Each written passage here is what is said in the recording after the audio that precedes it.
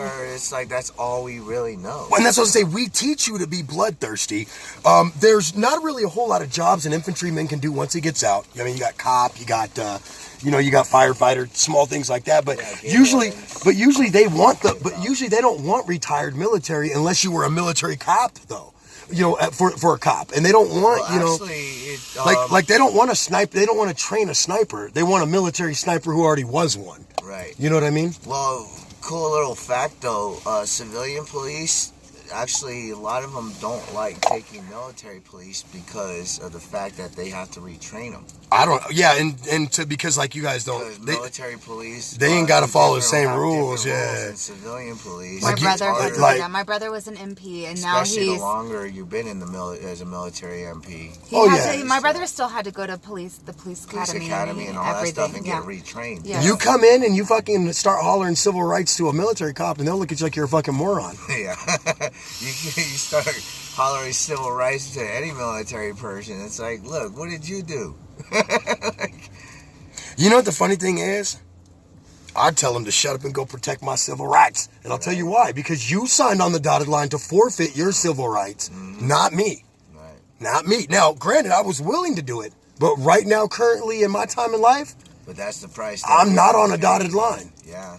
So, and that's, I think, that's another part of like that like when it comes to like something like the military police officers is that just because you served, it doesn't give you the right to violate my civil rights or treat me like shit. Right. And that's the common misconception I think with military cops versus street cops. Street cops are taught that you're a criminal, so they dehumanize you and act like because you're a criminal, even though check this out, you haven't been found guilty of anything. Right.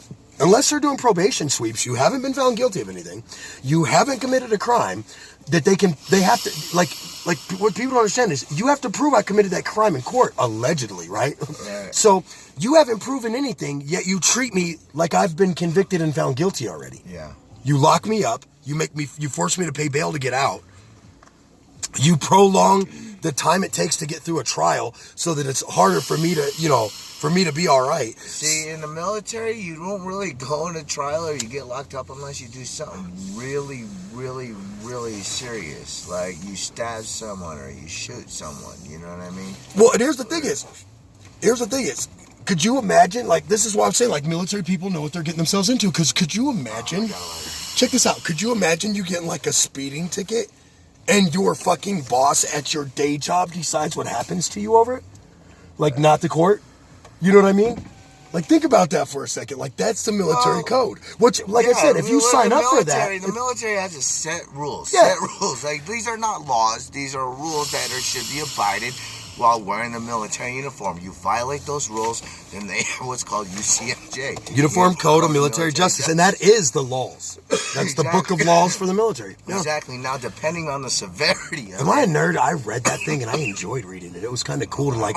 understand and learn like what you would get in trouble for when I was in ROTC, you know? Right. That's when I read it and I was just like, wow, this is fascinating. Like you can really get in trouble for some wild shit. Depending on the severity of it, then they can take action necessary, to penalize you. But from the get-go, you're given these rules. You're expected to learn and know these rules and abide these rules, even if they're not law. They're rules. But that's the difference between civilian and military. You put on that uniform, you represent yourself something. Well, so much you bigger. Basically can't really lose your job.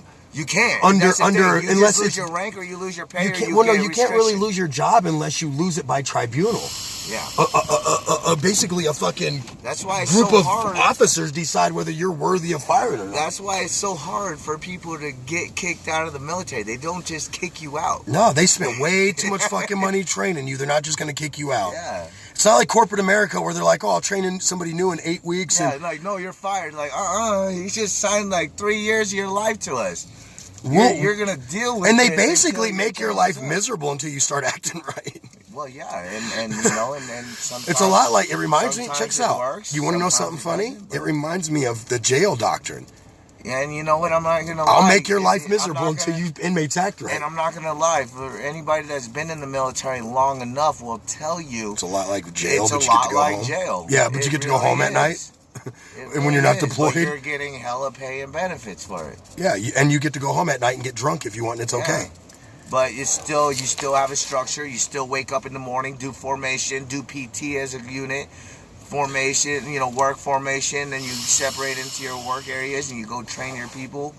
And see, like I said, and that's why I feel like it's a very structured day. With the amount of respect you get from us in the civilian world, I would absolutely expect the same respect back from the military police. And so, because that's what we were talking about, is like how the military police really act like you don't have civil rights just because you're on the base. Right. And I'm like, no. I'm a civilian. I have civil rights. You can't just bounce my face off a fucking cop car because I'm on base. It doesn't work that way. And I think a lot of the times, I've heard horror stories about the military police just being straight cocksuckers. Now, to me personally, I will tell you that every interaction I've had with the military police and gate guards has always been nothing but positive, except the one time I got in trouble as a kid on base.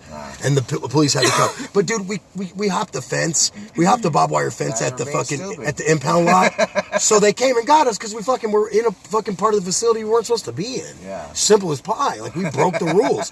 Like, and even then they were only dicks about it because they're like, now we got to fucking call the base commander and get your fucking dad involved. And we're like, oh, fuck. You know what I mean? But other than that, especially as a spouse or a dependent, you fuck up, that comes down on the person. But what I'm talking about is I've heard horror stories from civilians, right?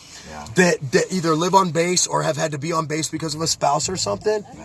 And that's what bothers me, is the horror stories I've heard. I'm like, you're not finna treat me like trash. I have civil rights, whether I'm on a military installation or not.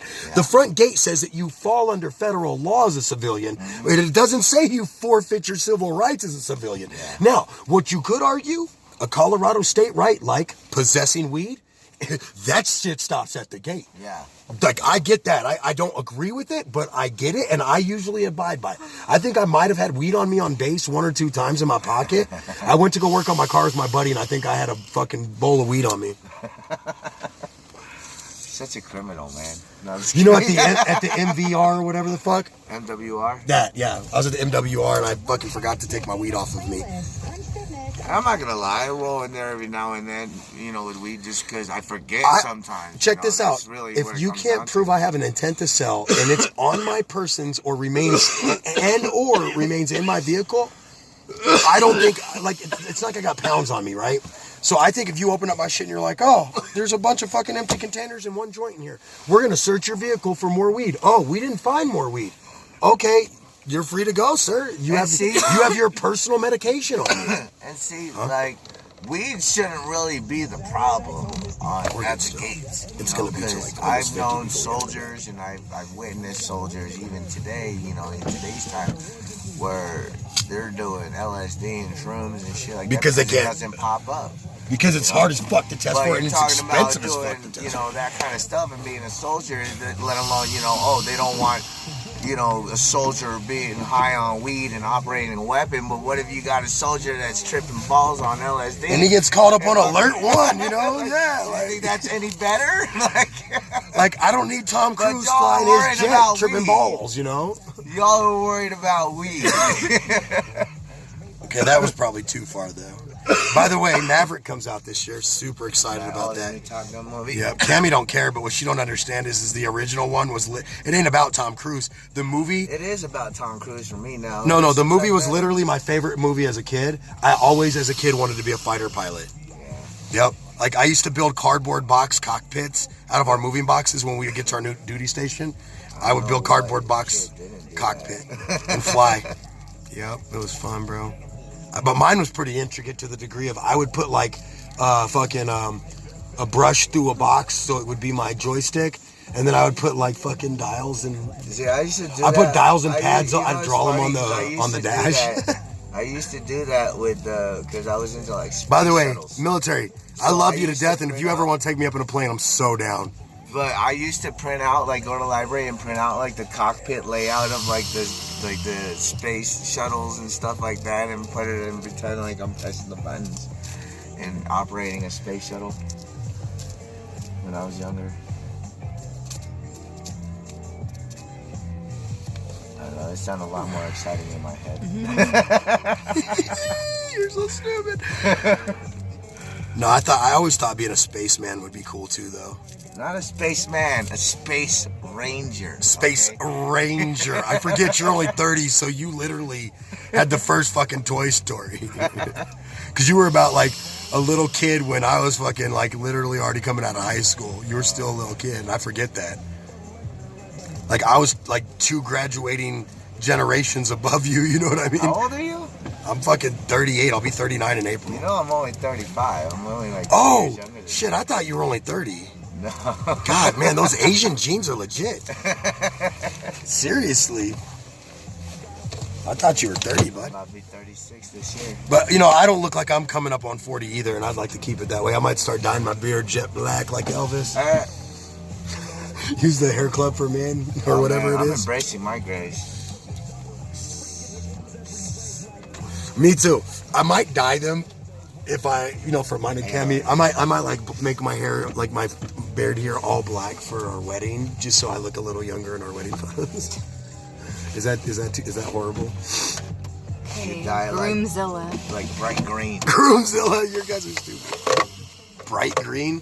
Okay, I'm not fucking Billie Eilish, bro. I'm not 20 something, or not even. She's only like 18.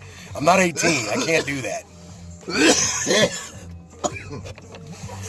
God damn it! Shut it off.